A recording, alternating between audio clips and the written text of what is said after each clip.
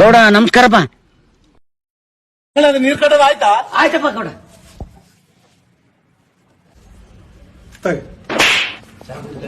ಚಾ ಕುಡ್ತಿದ್ದೀಯ? ಅವನ ಇಲ್ಲ ಮನ್ಯಾಗ, ಊರಿಗೆ ಹೋಗಳ. ಅವ ಊರ್ಬೇಡ. ಹೌದು. ಏನಲ್ಲಪ್ಪ ಸ್ವಲ್ಪ ನೀರ್ ಕೊಟ್ಟು ಬಿಡ ಹೋಗ್ಬಿಡು. ನೀರ್ ಕುಡಿತ? ಏ ಇಲ್ಲಿ ನೀರ್ತಾವ.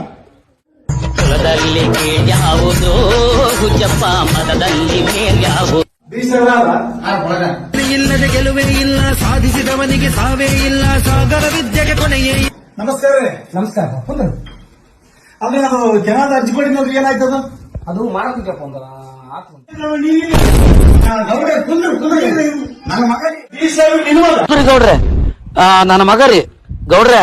ಇದೇ ನೋಡ್ರಿ ಸಂವಿಧಾನದ ಶಕ್ತಿ, ಮಾನ್ಯ ಅಂಬೇಡ್ಕರ್ ಅವರ ಯುಕ್ತಿ. ರಾಷ್ಟ್ರ ಸಂವಿಧಾನಕ್ಕೆ ನೀನೆ ಶಿಲ್ಪಿನು, ನೀನೆ ಕಲಿಸಿಕೊಟ್ಟೆ ಸಮಾನತೆಯನ್ನು.